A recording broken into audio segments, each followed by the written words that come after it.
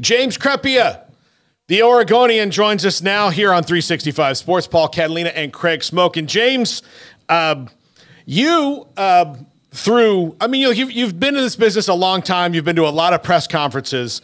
I'm just guessing that the most interaction you've gotten from the general populace was after you asked that last question to George Kliavkoff on Friday. It was certainly up there, for sure. And to be honest, especially in the moment, I'm not thinking of any of that at all. Mm-hmm. I'm not doing my job for that. I certainly wasn't expecting it. In the moment, I'm like other media in the room. I'd asked one question I had for George about certain possible things for expansion or whatever it was earlier on. And I'm just listening to what he, is saying to somebody else. And I believe I turned to Ross Hellinger, formerly Sports Illustrated, now with Gavin, who was across the table from me there. And I think I really said, what did you say? And quickly just shot my hand back up what? And okay, yeah, had a follow-up naturally that I think most people in the room had by way of a follow-up, and most people watching from afar. So I appreciate the people's whatever praise that got thrown my way, which I was not doing it for those reasons at all. I'm just doing my job. But if that means that people appreciate reporters doing their jobs, I'll take the win on behalf of the greater reporting industry on the day. But again, that was not my motivation at all. And like you guys referenced in some of these press conferences, particularly at media days where some of these are televised and stuff. And I know even coaches' press conferences now are on YouTube and everything, as you guys show is for that matter. Some of these become performative, not just on institutional side or whoever's holding the press conference, but some of it becomes performative for the press. And I've never been that way. I'm not that way. That's not what I was doing it for. Like I say, I'm just doing my job in that moment. And okay, it ended up getting the reaction it did, but like I say, I'm not in it for that. And I'm just asking a natural follow-up that I hope that if it weren't me, that whoever else it was who would have gotten the last question that day, that they would have asked the same thing, because all I was doing was listening. And the commissioner said something of interest that certainly had some implications that I think everyone in the room and many watching at home wanted clarification on. No, absolutely. I think everybody's thankful that you asked for some clarification, because we were all a bit puzzled about what exactly was trying to be said there. So, James, having heard what you heard, what was your feel for what Kliavkoff was trying to get across message-wise? Are you more confident in the state of a television deal and that being on the horizon? Kind of just where are you after hearing the commissioner talk for the first time in quite a long time? Well, putting the one remark in the back and forth there at the end aside, compare it to 9 months ago, 6 months ago, certainly. I think there is more reason today for optimism for the Pac-12, for not just getting a deal, but getting probably at least a comparable or competitive one.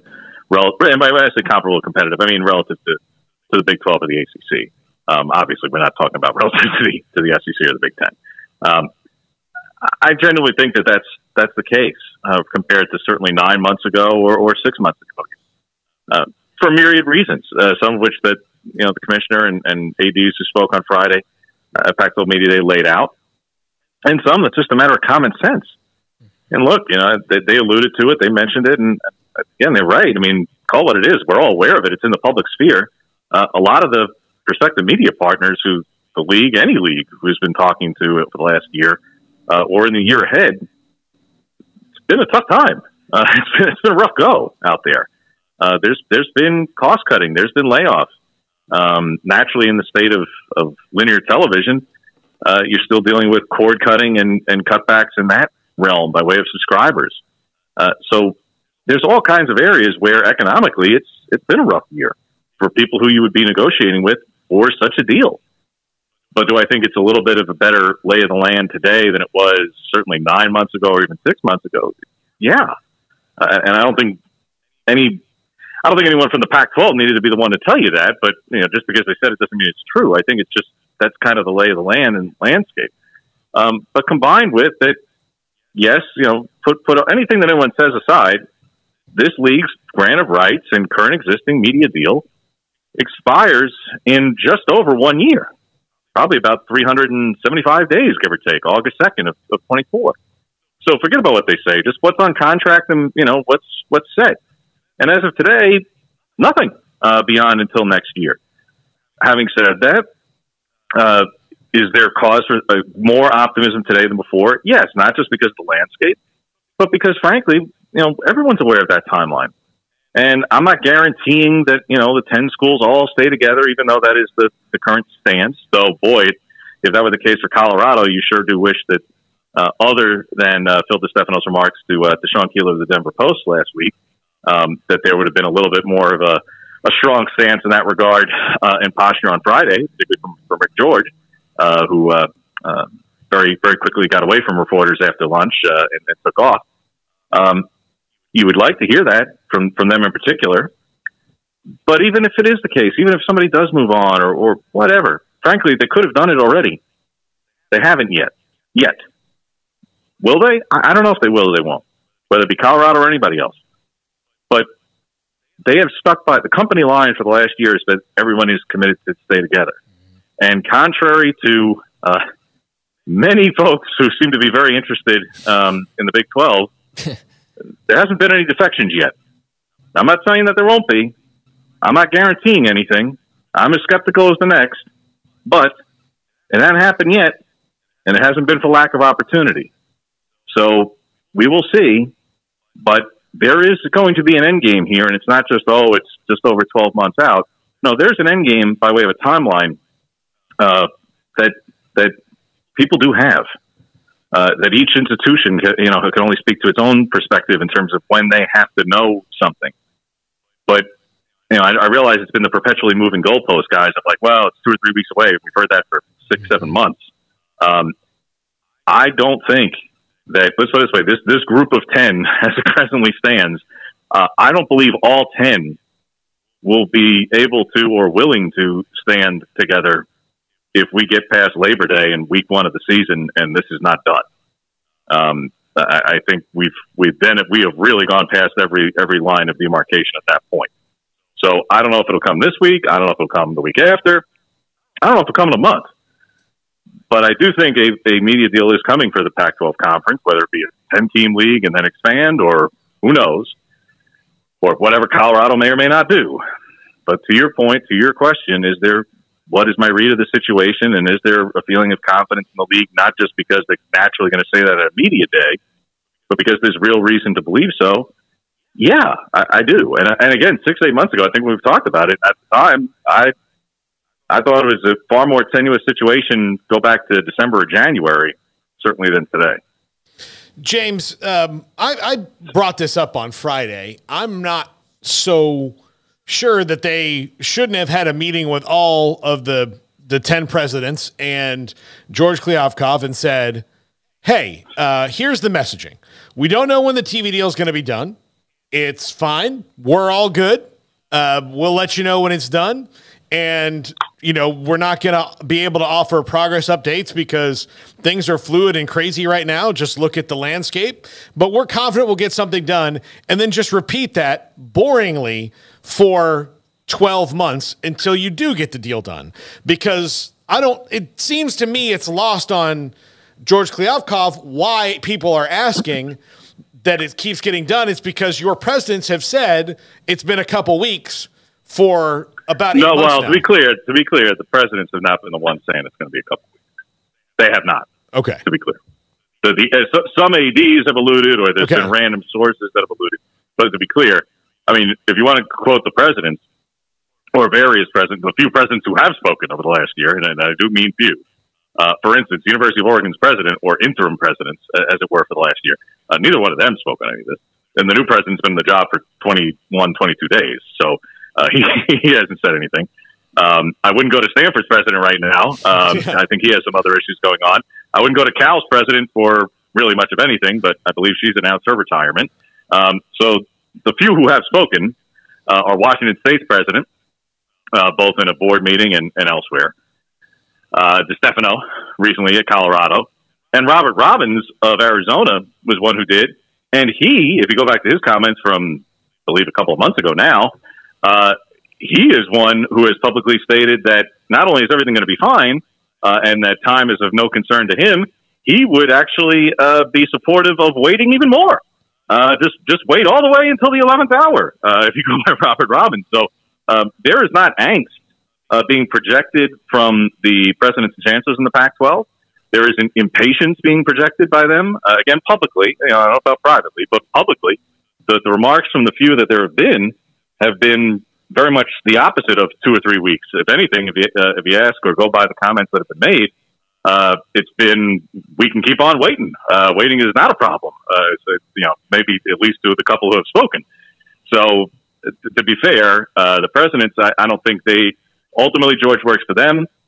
And the few that have spoken publicly have intimated that they have little to no concern about waiting. And one has gone so far as to say he'd love to keep on waiting. Now, I don't think his peers necessarily all agree with that sentiment, but that's where they stand. So I don't think it's lost on George, to be fair, as to why people are asking.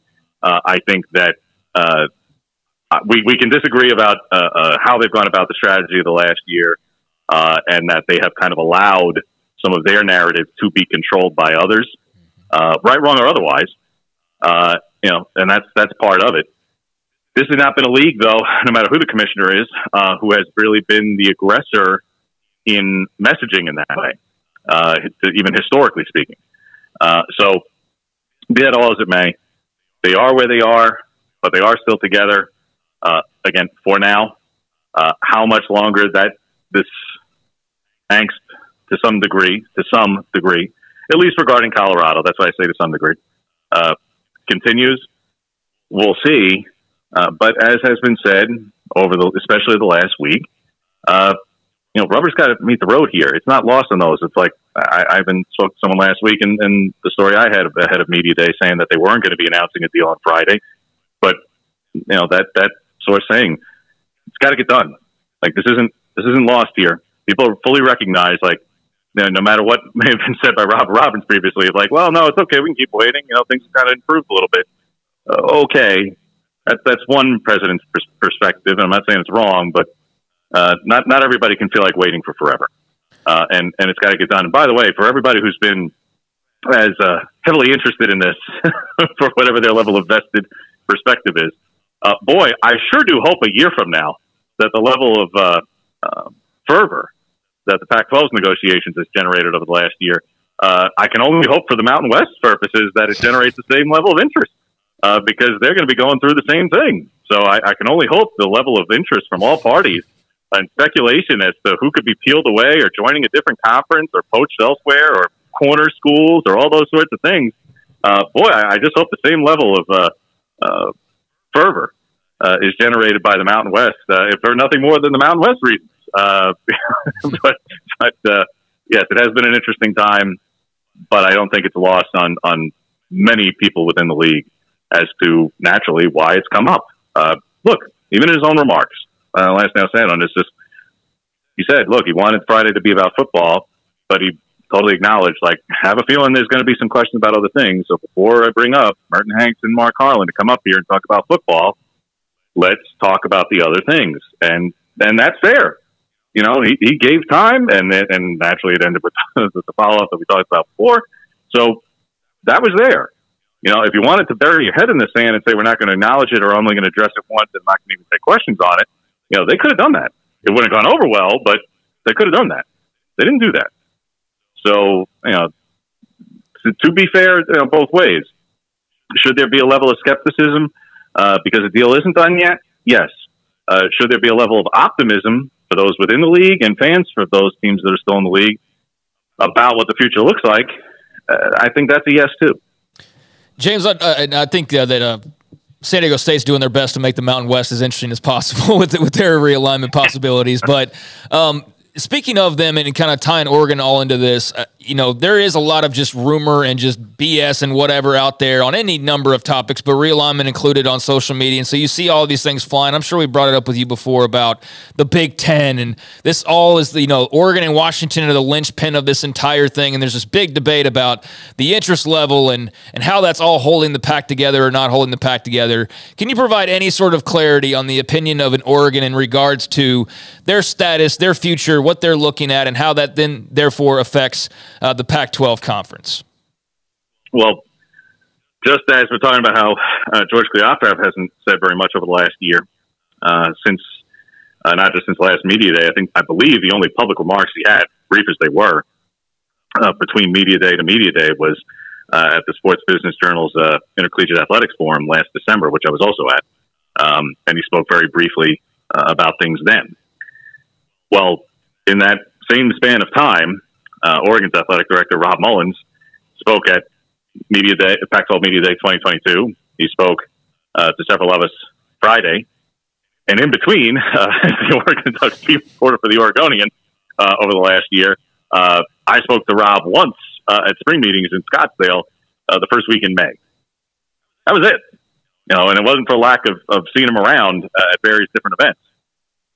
So by way of what is my read of where they are, or what they've said, or what have you. Again, the last year they were hiring a president, which they now have in place, but you weren't getting anything out of the interim presidents along the way. They are the ones ultimately at the table. Well, now it's the new president. Again, he's been on the job for 3 weeks. I don't hold it against him that I'm not his first phone call, to say the least. So I don't know where they stand from that perspective, from that seat, from that office. And from the athletic director's chair, I've only heard from Rob, albeit briefly, other than from Media Day. And what he expressed on Media Day was really the same as what he expressed to me nearly 2 months earlier, which is that they're a proud member of the conference. They believe in the conference. They see the value in being in the conference, the rivalries, the time, the recruiting footprint, the alumni footprint, etc. Now, again, the skeptic could say, well, all things could be true, but you could be just as happy to join the Big Ten. Well, I don't dismiss that in the least. Hey, look, somebody's going to offer you a whole lot more money in a business transaction. You'd be awfully foolish not to take it. But the Big Ten hasn't come offering with right. such an opportunity. I realize that in the logistics and semantics, it would be, well, Oregon has to ask. Oregon or Washington would have to ask, not the other way around due to tortious interference and those sorts of things. Sure. But they're not going to ask unless they know the answer. Well, let's call it what it is. Oregon and Washington. Phil Knight was quoted by The Athletic back in November as saying it, and I think it's been everybody's read of the situation, and he put words to it 8 months ago now, which is they're kind of out there in the in-between, meaning that they're going to be one of the tentpoles of the Pac-12 if it's still standing, and probably on an equal revenue distribution model of the main part of the revenue, forgetting about postseason unequal and merit-based and those things, performance-based. But on an equal distribution model of whatever portion of revenue that's equally shared, they're probably going to get below their market value. And that would apply for Oregon and Washington. And for that matter, whatever performance-based, well, they probably feel like they probably do pretty well on the performance-based side. Oh, okay. But if they were to go to the Big Ten, which also has equal revenue distribution, but at a far higher clip, well, in order to grow that pie enough and to generate more for everybody else, as well as your own share, yeah, Oregon and Washington are in tough binds in that regard, because while they have certainly had competitive success over their histories, over their most recent generation, no, they don't generate $80, $90, $100 million worth of revenue self-standing, let alone to increase the pie for the Illinois and Purdue's and Rutgers and Maryland's of the world to make it worthwhile for them to expand beyond 16 teams. Now, again, whether we get there or not in the 2030s or 2040s, I don't know. Yeah. I'm not smart enough to know it all. I don't know if we'll be in an employment model by then. I don't know. But again, one of the many things that if it could have happened, if it would have happened, I think it would have happened already. And Kevin Warren was pretty keen on looking at such a thing. That's why I say 6 months ago, things may have been a little different. But whether it was because of that issue, whether it was because of wherever Big Ten's president stood on that issue, and whether it became because of television partners, what they were willing to pay for or not, or deals that were completely finalized with the Big Ten at that time or not. Obviously, Kevin Warren is now with the Chicago Bears. And we haven't heard much by way of the Big Ten's new commissioner regarding expansion, because he's also only been on the job for a very brief amount of time. We've got Big Ten Media Day this week to see what he may say on all that. So I think for now, not just because, well, Rob Mullins has said it and that's all we've heard, but frankly, because of the little bit of a lack of other options in the near term, and I say at least in the near term, because depending on the term, the length of term of whatever the forthcoming Pac-12 deal is, part of the idea of a shorter term isn't just to hit the market again. Part of the idea of being on a shorter term length of term, I mean, number of years, is to make it harder to lose schools. Because if the Pac-12's deal, however long it is, whatever they come up with, if it's a year or 2 years shorter than the Big 12, the ACCs, whoever, where is anybody going to go at that point? If their deal is up and they're going to hit the market again, but the other conference who they could, maybe should go to, or maybe have an invite for later, yeah, but if there's a 2 year gap in there, what are you going to do for 2 years? Go independent? Where are you going? What are you doing? Mm-hmm. So part of the idea of the league looking for a shorter term strategically is not just security, stability, and whatever they can get financially now. It's also to play the long game of trying to better prevent being poached in the future. So, James, the commissioner said that, whether or not he had a deal to announce or not, they were going to do it at media days because they wanted to keep the focus, which obviously I think backfired because everybody just talked about what he had to say anyways. But were you able to shift the focus to football? And if so, what were your main takeaways from a conference that's clearly got a loaded, number of quarterbacks that could be stars this season and some pretty good teams as well? What was the football side takeaway from Pac-12 media days if you had one?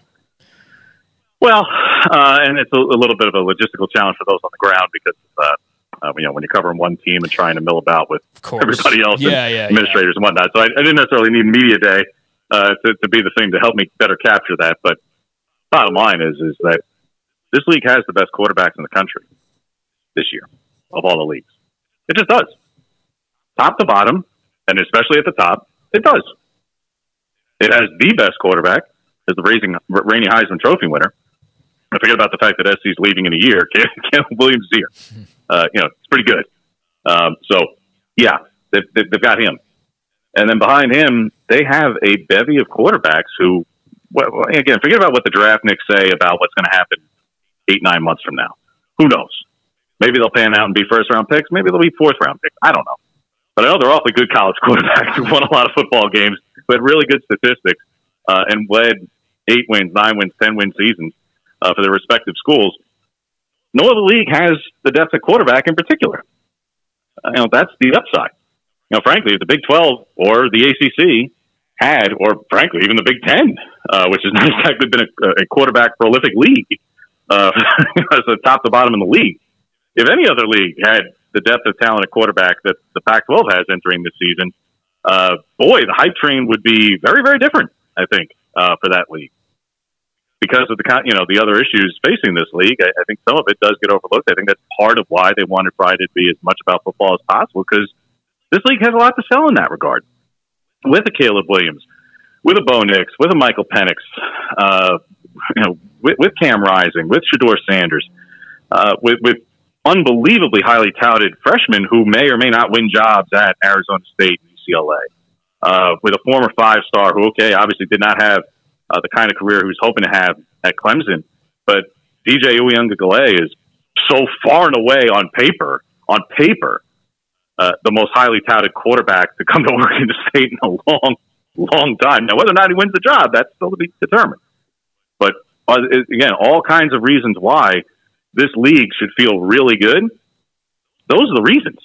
And the bottom line is that when possibly one of the worst, by worst, I put that in quotes, when one of the lower or lower performing quarterbacks in the league entering the season could be either a 5-star freshman or Cam Ward at Washington State, and that's the bottom? The league's doing pretty good at that position. You know, that's the high upside. That's the stuff that the league is naturally selling it on by way of football. And you know what? Again, to their credit, they've got it. Look, again, guys, you're in that part of the country. At the Big 12 this year, in the last year with Texas and Oklahoma, if they had the depth of talent at the quarterback position that the Pac-12 did this year, the hype train would be very different. It would, even with schools who are leaving.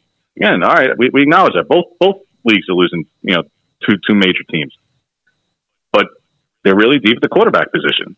Now, that's not to ignore certain areas where the league is weak, particularly on defense as a whole. so the caliber of quarterback play may also be higher than it might otherwise be in a defensively more competitive league, because for as good as this league is a quarterback, and it is really weak on the defensive side of the football in collective unit performance. And some of that is because it has really good quarterbacks, and some of that is because it just does not have the depth of talent on the defensive side. Certainly not that forget about the SEC, even that the Big Ten has it. It just doesn't. James Crepea of the Oregonian. James, thank you so much. Great work last week, as always, at Pac-12 Media Days, and thanks for taking the time for us today. Appreciate it, guys. You have a good one. This is 365 Sports.